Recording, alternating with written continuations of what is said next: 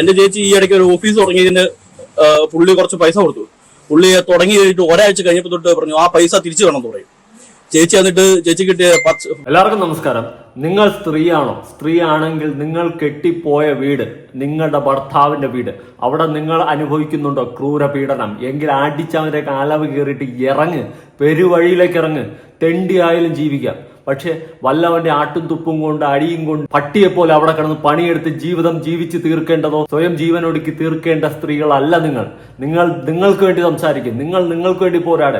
വല്ലവന്റെ ആട്ടും തുപ്പും കൊണ്ട് അടിയും ചവിട്ടും തൊഴിയും കൊണ്ട് അവിടെ ജീവിതം തൊലച്ച് ജീവിച്ച് തീർക്കേണ്ടതല്ല. നിങ്ങൾ അടിച്ചാൽ തിരിച്ചടിക്കണം. അത് തന്നെയാണ് എനിക്ക് പറയാനുള്ളത്. അല്ലാതെ ഇവന്റെ ആട്ടും തുപ്പും കൊണ്ട് ജീവിക്കേണ്ടതല്ല. ചില മാറികളുണ്ട്, പെണ്ണ് കെട്ടുന്നതിന്റെ ഉദ്ദേശം തന്നെ അവനൊക്കെ വച്ചു വിളമ്പാനോ അവന്റെ അടിമയ്ക്ക് തുല്യം കിടക്കാൻ വേണ്ടിയിട്ട് മാത്രം. അവനൊക്കെ പറയുന്നതിനപ്പുറം എന്തെങ്കിലും ചടിച്ചു കഴിഞ്ഞാൽ അപ്പം അവന്റെയൊക്കെ തനി കുളം കാണിക്കും, ചെവരി പിടിച്ചടിക്കും, ഇതുപോലത്തെ പല തന്തയില്ലാത്ത പരിപാടിയും ചെയ്യും. ഇങ്ങനെയുള്ള നാറികളുടെ അടിമയായിട്ട് ജീവിക്കേണ്ടതല്ല നിങ്ങൾ ഒരു സ്ത്രീകൾ. നിങ്ങൾക്ക് പ്രശ്നമുണ്ടെങ്കിൽ തന്നെ അത് പോരാടാൻ പറ്റും, നിങ്ങൾക്ക് തന്നെ അത് ചോദ്യം ചെയ്യാൻ പറ്റും. ഇവന്റെ കാട്ടും തുപ്പുകൊണ്ട് കിടക്കാതെ അടിച്ചലവ് കയറിയിട്ട് ഇറങ്ങും സ്ത്രീകളെ എന്നാണ് എനിക്ക് പറയാനുള്ളത്. എന്തിനാണ് കിടക്കുന്ന അടിമയെ പോലെ പട്ടിയെ പോലെ പണിയെടുത്തിട്ട്? ആർക്ക് വേണ്ടിയിട്ട്? എന്നും കരഞ്ഞ് തീർക്കാനുള്ളതാണോ നിങ്ങളുടെ ജീവിതം? നാളെ ഒരു കാലത്ത് ഞാനൊരു പെണ്ണ് കെട്ടി ഞാൻ അവളെ ഇവിടെ കൊണ്ടുവന്ന് എൻ്റെ അമ്മയോ അല്ലെങ്കിൽ എൻ്റെ അപ്പനോ ഞാനോ അവളെ അടിമക്കണക്കിട്ട് ഇവിടെ ഇട്ട് പണിയെടുത്ത് ചീത്ത വിളിച്ച് അടിയും കൊടുത്തിട്ടിരിക്കുകയാണെങ്കിൽ അവളെ എന്നെ കൊന്നിട്ടിറങ്ങി പോകണമെന്നേ ഞാൻ പറയത്തുള്ളൂ. അതായിരിക്കണം. അല്ലാണ്ട് എന്റെ ആട്ടും തുപ്പ്, എന്റെ വീട്ടുകാരുടെ ആട്ടും തുപ്പ് കേട്ട് കൊണ്ടും കിടക്കേണ്ടവളല്ല ഒരു സ്ത്രീ. കെട്ടിച്ചു വിട്ട് കഴിഞ്ഞാൽ വീട്ടുകാർക്കൊരു സമാധാനം ഉണ്ട്. ആ ബാധ്യത അങ്ങ് തീർന്നു, ആ ബാധ്യത തീർന്നു, ഇനി അതുകൊണ്ട് സ്വസ്ഥമായിട്ട് നമുക്കൊന്ന് ഇരുന്നുറങ്ങാം. ഇനി കെട്ടിച്ചു വിടണ്ട, പ്രാരാബ്ദങ്ങളില്ല, അല്ലെങ്കിൽ ഇനി കടബാധ്യത ഒന്നുമില്ല, ആ ഒരു ശല്യം തീർന്നു എന്നുള്ള രീതിയിലാണ് ഒരു സ്ത്രീയെ വീട്ടിൽ നിന്നും കെട്ടിച്ചു വിടുന്നത്. അതായത് ഒരു പെൺകുട്ടി ശേഷം അവൾ കെട്ടിപ്പോകുന്ന വീട്ടിൽ എന്ത് ദുരന്തം അനുഭവിച്ചാലും അവിടെ നാട്ടും തുപ്പും അടിയും തൊഴിയും കൊണ്ടെന്നറിഞ്ഞാൽ മോളെ നീ എങ്ങനെയെങ്കിലും അഡ്ജസ്റ്റ് ചെയ്ത് നിൽക്കാൻ നോക്ക്, അഡ്ജസ്റ്റ് ചെയ്ത് ജീവിക്കാൻ നോക്ക്. ഇതാണ് ഓരോ അപ്പനും അമ്മയും പറഞ്ഞ് മനസ്സിലാക്കി മക്കളെ വിടുന്നത്. പകരം ഞാൻ പറയും, നിങ്ങളുടെ മക്കളെ കെട്ടിച്ച് വിട്ട് കഴിഞ്ഞ് ഭർത്താവിന്റെ വീട്ടിൽ പോയിട്ട് അവിടെ നിന്ന് എന്തെങ്കിലും മോശം അനുഭവം, അത് ചുമ്മാ അവിടെ നിന്ന് കരഞ്ഞു പിഴിഞ്ഞ് ചുമ്മാ ചെറിയ മറ്റേ ചോറ് വെച്ചത് അരി വെച്ചതിന്റെയും കാശലല്ല, ഇതുപോലത്തെ നാറിയ പരിപാടികൾ, തന്തയില്ലാത്ത പരിപാടികൾ, അടിയും ഇടിയും തൊഴിയും ചീത്തവിളിയും, അവർക്ക് ഒരു രീതിയിൽ മാനസികമായിട്ട് അവിടെ കണക്ട് ചെയ്ത് നിൽക്കാൻ പറ്റിയില്ലെങ്കിൽ നിങ്ങളുടെ മക്കളെ തിരിച്ചു വിളിക്കണം. എന്തിനാണ് ഇതുപോലെ കൊലയ്ക്ക് കൊടുക്കുന്നത്? അവസാന ഘട്ടം, അവസാനം അവൾ ചത്തതിന് ശേഷം ഇരുന്ന് മോങ്ങിയിട്ട് കാര്യമില്ല. അഡ്വക്കേറ്റ് ജിസ്മോൾ എന്ന് പറയുന്ന ആ യുവതിയുമായി ബന്ധപ്പെട്ട് തന്നെയാണ് ഞാൻ കാര്യങ്ങൾ ഇത്രയും സംസാരിച്ചത്. കഴിഞ്ഞ വീഡിയോയിൽ ഞാൻ വ്യക്തമായിട്ട് പറഞ്ഞിട്ടുണ്ടായിരുന്നു, ആ കുടുംബത്തിലെ ഭർത്താവും അമ്മായിയമ്മ അച്ഛന്റെ ഒക്കെ ഒരു വിഷയമായിരിക്കണം ഇവരിങ്ങനെ ഒരു കടുംകൈ ചെയ്തതെന്ന്. പക്ഷെ ഞാൻ ഒരിക്കലും ചെയ്ത കാര്യത്തിന് സപ്പോർട്ട് ചെയ്യത്തില്ല. പക്ഷെ അവർ മാനസികമായി തളർന്ന് തരിപ്പണമായ കാര്യം നമ്മൾ ഓരോരുത്തരും ചിന്തിക്കണം. എന്തുകൊണ്ടാണ് അവർ ആ രീതിയിൽ ആയെന്ന്, അവരാക്കിയെന്ന്. ഒരു സ്ത്രീ സഹിക്കാൻ പറ്റുന്നതിന്റെ അപ്പുറം അവർ സഹിച്ച് നിന്നിട്ടാണ് അവർ ആ ഗതിയിലോട്ട് ആയത്. അവസാനമാണ് അവർ ഈ കടുംകൈയെ പറ്റി ചിന്തിച്ചിട്ടുള്ളത്. എല്ലാവരും കൂടി കൊന്നു.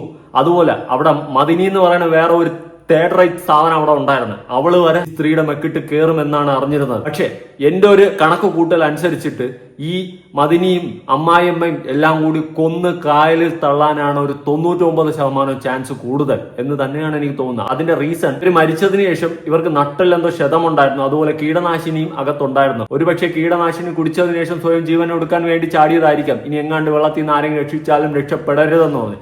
എന്നാലും ഞാൻ പറയും, ഈ തേർഡ് റൈറ്റ് സാധനങ്ങളാണ് ആ പെണ്ണിനെ കൊന്നതെന്ന് തന്നെ ഞാൻ പറയും. കുറച്ചു മുന്നേ ഞാനൊരു ഇന്റർവ്യൂ കണ്ടിട്ടുണ്ടായിരുന്നു, ജിസ്മോളുടെ സഹോദരന്റെ അച്ഛന്റെയും ഒരു ഇന്റർവ്യൂ. ആ ഇന്റർവ്യൂ കണ്ട സമയത്ത് സത്യം പറഞ്ഞ് എനിക്ക് സങ്കടമാണ് ഉണ്ടായത്. നിങ്ങൾ അവളെ തിരിച്ചു വിളിച്ചില്ല, ആ ഒരു വിഷമം എനിക്കുണ്ടായിരുന്നു. ഇത്രയൊക്കെ അറിഞ്ഞിട്ടും അത് കേട്ടപ്പോ തന്നെ ഒരുപാട് സങ്കടമുണ്ടായിരുന്നു. ആ അച്ഛൻ പറയുന്ന ആദ്യം നമുക്കൊന്ന് കേട്ടു. അവള് ഒരിക്കലും ആത്മഹത്യ ചെയ്യല. ഈ മരണത്തിൽ ദുരൂഹതയുണ്ട്, അതാണ് ഞാൻ നിയമപരമായിട്ട് അങ്ങേ അറ്റം പോയി എന്റെ മക്കൾക്ക് വേണ്ടിയിട്ട് പോകും, ഏത് അറ്റം വരെ പോകും. അതേ എനിക്ക് നിങ്ങളോട് പറയാനുണ്ട്. ഞാൻ UK നിന്ന് വിളിച്ചവളെ, അപ്പൊ അവള് വിളിച്ചിട്ട് എടുത്തില്ല. വിഷു അല്ലേ, എടുക്കുന്നില്ലെന്ന്. വീട്ടിൽ പല പല പ്രശ്നങ്ങൾ ഉണ്ടായിട്ടുണ്ട്. ഞാൻ ഇടയ്ക്ക് പോയി എല്ലാം ഒന്ന് പറഞ്ഞൊക്കെ ഒതുക്കുമായിരുന്നു. അവിടെ എല്ലാവരുമായിട്ട് ഇവള് ഇവിടെ ഓഫീസിലാണ്, ഇവിടെ ഓഫീസിൽ ഒരു ദിവസം എൻ്റെ അടുത്ത് വന്നപ്പോൾ തലയിൽ ഒരു പാടുണ്ട്. ഞാൻ ചോദിച്ചത് എന്നാ പിടിച്ചതാ മാനേന്ന് ചോദിച്ചു. അന്നേരം പറഞ്ഞു ഇത് കൊണ്ടതാന്ന് പറഞ്ഞു, കഥകനിട്ട് പിടിച്ചതാണ്. 2-3 ദിവസം കഴിഞ്ഞപ്പോൾ എന്നോട് പറഞ്ഞു, പപ്പാ ചേട്ടാ എന്നെ പിടിച്ച് ഭിത്തിക്കിട്ട് ഇടിച്ചതാന്ന് പറഞ്ഞു. കഥവിൽ ഇടിച്ചതാണെന്ന് ആദ്യം പറഞ്ഞു, അതായത് ജിസ്മോളാണ് പറഞ്ഞിട്ടുള്ളത്. പിന്നെ പറഞ്ഞിട്ടുണ്ട് കെട്ടിയവൻ ആ ജിമ്മി എന്ന് പറയുന്ന പരനാറി ചറ്റ പിടിച്ചിടിച്ചതാണെന്ന്. ഇവനൊക്കെ എതിരെ കേസ് കൊടുത്ത് ആ മകളെ രക്ഷിക്കുകയാണ് ചെയ്യേണ്ടതായിരുന്നു ഈ അച്ഛൻ എന്ന് പറയുന്ന വ്യക്തിയും ഈ കുടുംബവും. പകരം അഡ്ജസ്റ്റ് ചെയ്തു പോ എന്ന് പറഞ്ഞ് അവസാനം അഡ്ജസ്റ്റ് ചെയ്ത് ആ മകൾ സ്വയം ജീവനൊടുക്കുന്ന ഒരു സിറ്റുവേഷനിലോട്ടാണ് പോയിട്ടുള്ളത്, 2 മക്കളെയും ചേർത്ത്. എല്ലാവരും അതിൽ കാരണക്കാരാകുമെന്ന് തന്നെയാണ് ഞാൻ മനസ്സിലാക്കുന്നത്. സത്യം പറയാലോ, എനിക്കൊരു പെങ്ങളുണ്ട്. അവളെ ഞാൻ കെട്ടിച്ചു വിട്ടതിന് ശേഷം അവക്കാണ് ഇതുപോലത്തെ ഒരു അനുഭവം ഉണ്ടായ. ആ വീട്ടിൽ കയറി ആദ്യം അവളെ ഭിത്തിയിൽ ഇടിച്ചെന്ന് പറഞ്ഞില്ല, അവന്റെ അലവ ആദ്യം ഞാൻ അടിച്ചു ഞെരിക്കും. എന്നിട്ട് അവളെ വിളിച്ചുകൊണ്ട് ഞാൻ ഇറങ്ങി വരും. എന്റെ കൂടെ നിർത്തും. എന്റെ മരണം വരെ ഞാൻ അവളെ നോക്കും. എന്റെ പെങ്ങളാ. ആ രീതിയിലായിരിക്കും ഞാൻ ചിന്തിക്കുന്നത്. ഞാൻ എന്റെ പെങ്ങളെ വിളിച്ചുകൊണ്ടിരുമ്പോൾ എന്റെ ഭാര്യ വല്ലതും പറഞ്ഞു കഴിഞ്ഞാൽ ഒരു തേങ്ങയുമില്ല, അവളെ ഞാൻ നോക്കും. ആ ഒരു രീതി തന്നെ, ആ സ്റ്റാൻഡ് പോയിന്റിൽ തന്നെ ഞാൻ നിൽക്കും. എല്ലാ കുടുംബങ്ങളിലും ഉള്ളൊരു വിഷയം തന്നെയാണ് ഇത്. കെട്ടിച്ചു വിട്ടു കഴിഞ്ഞാൽ പിന്നെ ആ ബാധ്യത തീർന്നു. ഇനി അവിടെ എന്ത് പ്രശ്നം വന്നാലും അഡ്ജസ്റ്റ് ചെയ്ത് നിൽക്കുക. പണ്ട് വിസ്മയ എന്ന് പറയുന്ന ഒരു പെൺകുട്ടി ഇതുപോലെ അനുഭവിച്ചിട്ടുണ്ട്. സ്വന്തം അപ്പൻ അന്ന് വിളിച്ചിറക്കി കൂടെ കൊണ്ടുവന്നിരുന്നെങ്കിൽ ആ പെൺകുട്ടിയും ഇന്ന് ജീവനോടെ ഉണ്ടാവുമായിരുന്നു. എന്നാൽ കോട്ടയം ഏറ്റുമാനൂരിൽ മരണപ്പെട്ടു പോയി ഷൈനിയുടെ കേസ് സംസാരിക്കുന്ന സമയത്ത് ഷൈനിയെ സ്വന്തം കുടുംബത്തിന് പോലും വേണ്ടാത്തൊരവസ്ഥയായിപ്പോയി. ആരുമില്ല. ഷൈനിയും ആ 2 മക്കളും ഒറ്റപ്പെട്ട ഒരു അവസ്ഥയായിരുന്നു. ഇതുപോലെ പല സ്ത്രീകളും പല അവസ്ഥയിലൂടെയാണ് കടന്നു പോകുന്നത്. ഇതിന്റെയൊക്കെ റീസൺ കുടുംബങ്ങൾ തന്നെയാണെന്നുള്ളൊരു കാര്യമാണ് വാസ്തവം. ഇവിടെ ജിസ്മോളുടെ മരണത്തിൽ സത്യം പറഞ്ഞാൽ നിങ്ങൾ വിളിച്ചു കൊണ്ടുവന്നിരുന്നെങ്കിൽ ഇന്ന് അവർ ജീവനോടെ ഉണ്ടാവുമായിരുന്നു. മോളെ നീ വാ, ഈ ഞാൻ നശിച്ച കുടുംബത്തിൽ നിൽക്കണ്ട എന്ന് പറഞ്ഞിരുന്നെങ്കിൽ. ഇനി വെറുതെ വിടാൻ പാടില്ലാത്ത കുറെ സാധനങ്ങളാണ് ആ കുടുംബത്തിലുള്ള. ജിസ്മോളുടെ കുടുംബം എന്തായാലും ഏതറ്റം വരെ പോയിട്ടാലും ആ പരനാറികൾക്ക് ശിക്ഷ മേടിച്ചു കൊടുക്കണമെന്നാണ് എൻ്റെ ഒരു ഒപ്പീനിയൻ. ഇനി പറയാൻ പപ്പ അവിടെ വന്ന് വഴക്കുണ്ടാക്കുമെന്ന് ഓർത്താ. നീ പപ്പായോട് പറഞ്ഞെന്ന് പറഞ്ഞ് പപ്പ വിളിച്ചാൽ അത് പിന്നെ മതി, എനിക്ക് വീട്ടിൽ നിൽക്കാൻ പറ്റിയത്. അതുകൊണ്ടാണ് എനിക്കൊരു കുടുംബം വേണ്ടേ. തന്നെയല്ല അവള് വക്കീലാണ്, അവൾക്ക് അങ്ങനെ ഒരു ഇതിനോട് താല്പര്യമില്ല. അതുകൊണ്ട് ഏതറ്റം വരെ ഞാൻ നിയമപരമായിട്ട് ഉണ്ടായിട്ടുണ്ട്. ഞാൻ ചെന്ന് തീർക്കാൻ ശ്രമിച്ചിട്ടുണ്ട്. പിന്നെ ഓരോ കുടുംബങ്ങളല്ലേ എന്നോർത്ത് അങ്ങനെ ഇരിക്കുമായിരുന്നു. എനിക്ക് ചോദിക്കാനുള്ള ചോദ്യം സ്ത്രീകളടുത്താണ്. നിങ്ങൾ കല്യാണം കഴിച്ചു പോയ വീട്ടിൽ എന്തെങ്കിലും പ്രശ്നം ഉണ്ടായിക്കഴിഞ്ഞാൽ അഡ്ജസ്റ്റ് ചെയ്ത് എന്തിനാണ് അവിടെ നിൽക്കുന്നത്? അപ്പൊ നിങ്ങൾ പറയും അതൊന്നും പറഞ്ഞാൽ നിനക്ക് മനസ്സിലാവില്ലടാ, നീ ഒരു കുടുംബ ബന്ധോ അല്ല കാര്യങ്ങളൊക്കെ ആയാലേ നിനക്ക് മനസ്സിലാവുള്ളൂ. ഞാനൊരു കാര്യം പറയാം, സീരിയസ്ലി പറയാം.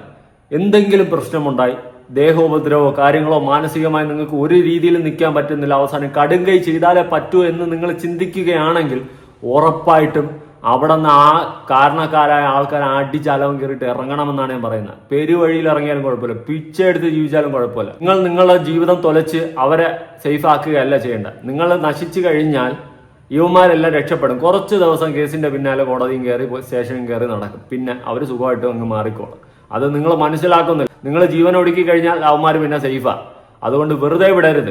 ഓരോരുത്തരുടെ ആട്ടും തുപ്പും കൊണ്ട് ഓരോരുത്തരുടെ വീടുകളിൽ നിന്ന് അവിടെ അടിമ പടിയും ചെയ്ത് നിൽക്കേണ്ടവളല്ല ഒരു സ്ത്രീയും. അത് നിങ്ങൾ തന്നെ സ്വയം ആദ്യം മനസ്സിലാക്കും. പിന്നെ എന്നോട് ലാസ്റ്റ് സംസാരിച്ച സമയത്ത് ഒരാഴ്ച മുമ്പ് സംസാരിച്ചപ്പോഴും ചേച്ചി ഇങ്ങനെ ഒരു രീതിയിലല്ല, ചേച്ചി ഫുൾ പോസിറ്റീവ് ആയിട്ടാണ് സംസാരിച്ചത്. ചേച്ചിക്ക് കുറച്ച് ആഗ്രഹങ്ങളുണ്ട് ഫ്ലൈറ്റിലൊക്കെ കയറുമെന്ന് പറയാം. അപ്പൊ അമ്മയുടെ കുറച്ച് പൈസ, ഞങ്ങളമ്മ ആക്സിഡന്റ് മരിച്ചപ്പോൾ അമ്മയുടെ കുറച്ച് പൈസ വന്നായിരുന്നു. അത് 3 ഇയർ കിടന്നത് ഇതായി. ചേച്ചിക്ക് ഇപ്പൊ എടുക്കാൻ പറ്റുന്ന അവസ്ഥയായിരുന്നു. ചേച്ചി അത് എടുത്തിട്ട് ചേച്ചിക്ക് ഇവിടെ എവിടെയെങ്കിലും ഫ്ലൈറ്റിലൊക്കെ കയറി എവിടെയെങ്കിലും മീൻസ് കുളു അവിടെ നോർത്തിൽ എവിടെയെങ്കിലും ഒക്കെ ഒന്ന് കറങ്ങാൻ പോകണമെന്നാണ്. അളിയനെയും കൂട്ടിക്കൊണ്ട് പോകണമെന്ന് പറഞ്ഞു. ജിമ്മിനെ കൂട്ടിക്കൊണ്ട് പോകണമെന്ന് പറഞ്ഞു. ആ പരനാറയും കൂട്ടിക്കൊണ്ടാ കറങ്ങാൻ പോകുന്നത്. ഭിത്തിയിൽ പിടിച്ചിടിച്ച പന്ന പൂക്കാവടി മോയി.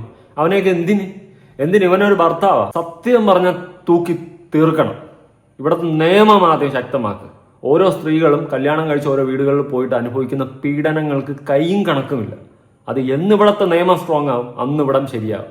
ഇത് 1-2 കേസല്ല, എല്ലാ വർഷവും 10, 50, 100 പരം കേസുകളാണ് പോകുന്നത്. സ്ത്രീകൾ ഓരോ വീടുകളിലും കല്യാണം കഴിഞ്ഞ് പോയതിനു ശേഷം അനുഭവിക്കുന്ന പീഡനങ്ങൾ.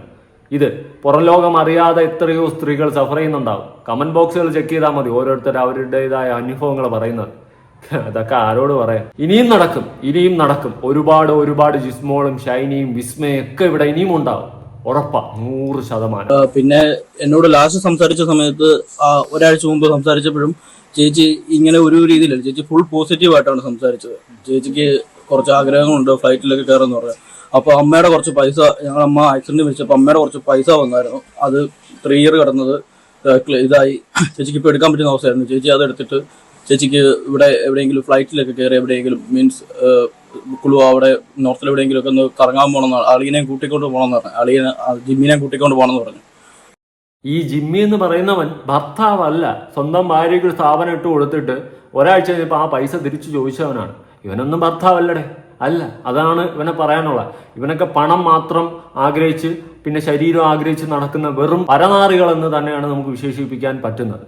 അല്ലാണ്ട് ഇവനെയൊന്നും വേറെ ഒന്നും പറയാൻ എനിക്കില്ല. കൂടുതൽ പറഞ്ഞു കഴിഞ്ഞാൽ തായും പൂവും ഇമ്മ ഇക്കറയൊക്കെ ഇട്ട് വിളിക്കേണ്ടി വരും. അമ്മാതിരി അപരാധമാണ് ഇതുപോലത്തെ പൂക്കാവടി മക്കൾ കാണിക്കുന്നത്. എന്നിട്ട് അത് പിന്നെ എല്ലാം കൊണ്ടും ചേച്ചി ഭയങ്കര പോസിറ്റീവായിട്ടാണ് അന്ന് സംസാരിച്ചത്. ഞങ്ങളുടെ അടുത്തൊക്കെ ഒന്ന് കറങ്ങാൻ വരണം, അങ്ങനെ എല്ലാം ചേച്ചി ഫ്യൂച്ചറിലോട്ട് ചേച്ചിയുടെ കുറെ ആഗ്രഹങ്ങൾ എന്നോട് അന്ന് പറഞ്ഞതാ. ചേച്ചി ആ ഒരു രീതിയിൽ ചേച്ചി എന്നോട് സംസാരിച്ച് വെച്ചിട്ട് ചേച്ചി ഒരിക്കലും ചെയ്യേണ്ട ആളല്ല, ചേച്ചി അങ്ങനെ ചെയ്യത്തില്ല. എനിക്ക് പോലും എന്തെങ്കിലും പ്രശ്നം വന്നാൽ ഞാൻ ചേച്ചിനെയാണ് ആദ്യം വിളിക്കുന്നത്.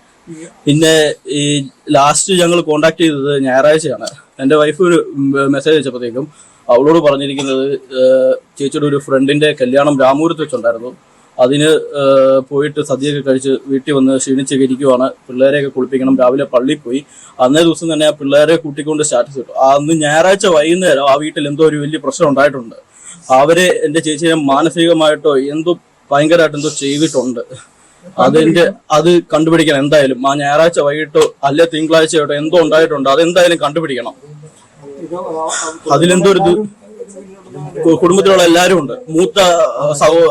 ജിമ്മിയുടെ മൂത്ത സഹോദരിയുണ്ട്. ആ സ്ത്രീ എന്റെ ചേച്ചിനെ നല്ല രീതിയിൽ മാനസികമായിട്ട് തകർത്തിട്ടുണ്ട്. പിന്നെ അമ്മ പുള്ളിക്കാരൻ നല്ല രീതിയിൽ തകർത്തിട്ടുണ്ട്. പിന്നെ ജിമ്മി പുള്ളിക്കാരൻ മാനസികമായിട്ട് നല്ല രീതിയിൽ കുത്തുവാക്കുകൾ കൊണ്ട് പുള്ളിക്കാരൻ നല്ല രീതിയിൽ തകർത്തിട്ടുണ്ട്.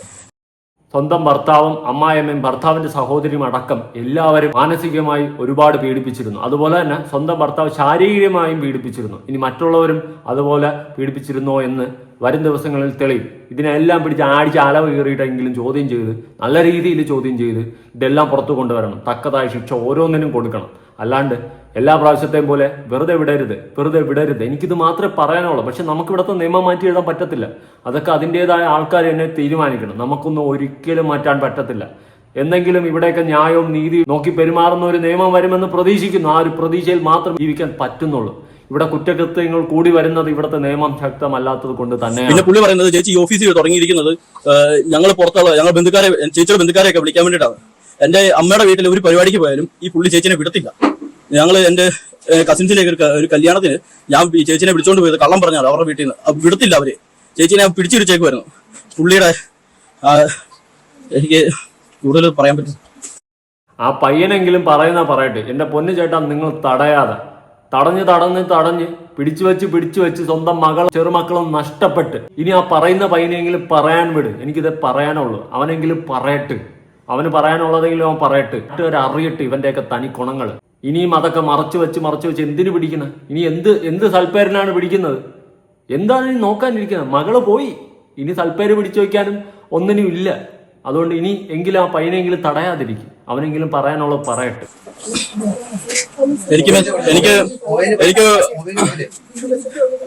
എനിക്കൊരു മെസ്സേജ് വന്നിരിക്കുന്നത്, അതിനകത്ത് പറഞ്ഞിരിക്കുന്നത് ചേച്ചിയുടെ രണ്ടാമത്തെ കൊച്ചുണ്ടായ സമയത്ത് എനിക്ക് മെസ്സേജ് അയച്ചേക്കാണ്. എന്നോട് പറഞ്ഞു കുറച്ച് പൈസ അയക്കണം, എന്നിട്ട് പപ്പായ്ക്ക് കൊടുത്തു വിടണം. എന്നിട്ട് വീട്ടിലൊരു സെർവന്റ് നിൽക്കുന്നുണ്ട്, പുള്ളിക്കാരിക്ക് ഫസ്റ്റ് മന്ത് പൈസ കൊടുക്കേണ്ടത് അത് ഞങ്ങളുടെ കടമയാണ്.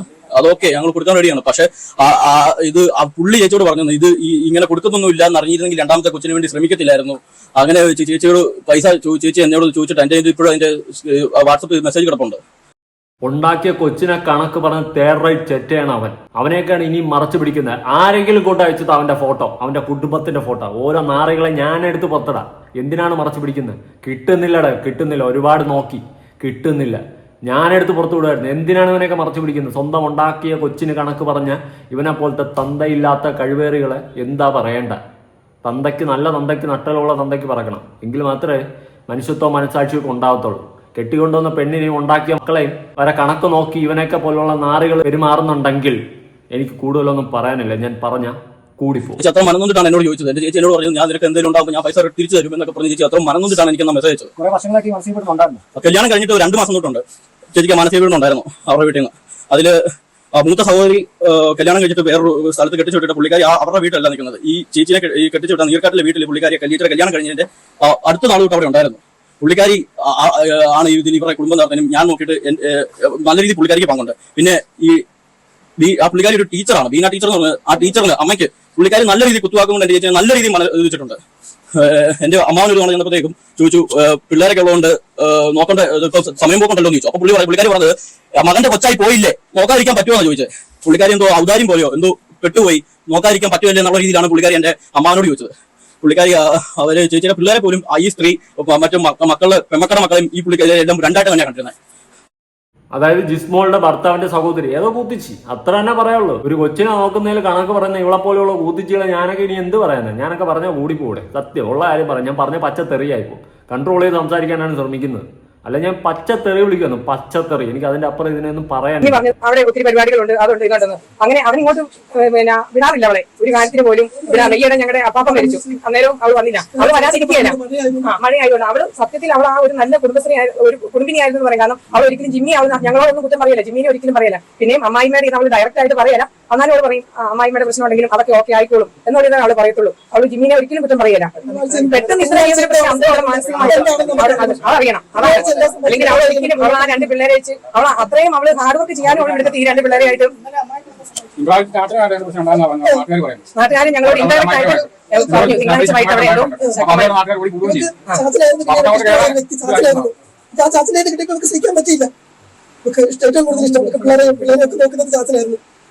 ഭർത്താവ് എന്ന് പറയുന്നവൻ അവളെ പിടിച്ചിട്ട് ഭിത്തിയിൽ ഇടിച്ചിട്ടുണ്ടെങ്കിലും ബാക്കി അവിടെ ഉള്ള ടീംസും ഇവൾക്ക് എതിരായിരുന്നെങ്കിൽ ഉറപ്പായിട്ട് ഇതൊക്കെ തീർത്തത് തന്നെയാണ് എന്ന് തന്നെ പറയാം. അല്ലെങ്കിൽ തന്നെ ഞാൻ കാരണം ഒരു പെൺകുട്ടി അല്ലെങ്കിൽ മറ്റൊരാൾ സ്വയം ജീവനൊടുക്കി കഴിഞ്ഞാൽ അതിന്റെ പൂർണ്ണ ഉത്തരവാദിത്വം അതിൽ തെറ്റുകാരൻ ഞാൻ തന്നെയാണ്. അത് ഞാൻ കാരണം മീൻസ് ചുമ്മാ ഇരുന്നു കൊണ്ട് എന്റെ പേരും പറഞ്ഞ് എടുത്ത് ചത്താലെന്നല്ല. ഞാൻ എന്തെങ്കിലും ആ പെൺകുട്ടിയോട് അല്ലെങ്കിൽ മറ്റൊരു വ്യക്തിയോട് തെറ്റ് ചെയ്ത് പൊറുക്കാൻ പറ്റാത്ത തെറ്റ് അല്ലെങ്കിൽ ഞാൻ മാനസികമായും ശാരീരികമായും പീഡിപ്പിക്കുകയും എന്തെങ്കിലുമൊക്കെ ചെയ്തിട്ട് ആ കുട്ടി സ്വയം ജീവൻ ഒടുക്കി കഴിഞ്ഞാൽ അത് ഞാൻ കൊന്നതിന് തുല്യമാണ്. അതുതന്നെയാണ് ഈ കേസിലും എനിക്ക് പറയാനുള്ളത്. ഈ കുടുംബത്തിലുള്ള ആൾക്കാർ കാരണം ഇന്ന് ജിസ്മോള് സ്വയം ജീവൻ ഒടുക്കിയിട്ടുണ്ടെങ്കിൽ ഇതിന്റെയൊക്കെ പൂർണ്ണ ഉത്തരവാദികൾ അവരൊക്കെ തന്നെയാണ്. അവർക്കൊക്കെ എതിരെയാണ് കേസ് എടുക്കേണ്ടതും അകത്താക്കേണ്ടതും തൂക്കി തീർക്കേണ്ടതും. ഇവിടുത്തെ നിയമം എന്നാണ് ഇതൊക്കെ കണ്ണ് തുറക്കുന്നതെന്ന് എനിക്കറിയത്തില്ല. ആ ഒരു ദിവസത്തിന് വേണ്ടി തന്നെയാണ് കാത്തിരിക്കുന്നത്. എന്തായാലും ഈ വിഷയവുമായി ബന്ധപ്പെട്ട് ആർക്കെങ്കിലും എന്തെങ്കിലുമൊക്കെ അറിയെങ്കിൽ ഉറപ്പായിട്ട് ഏതെങ്കിലും മീഡിയക്കാരെങ്കിലും ഒക്കെ സമീപിക്കുക. എന്നെ സമീപിക്കാൻ പറ്റിയില്ലെങ്കിൽ പുതിയൊരു വീഡിയോ ആയിട്ടാണ്. ബൈ.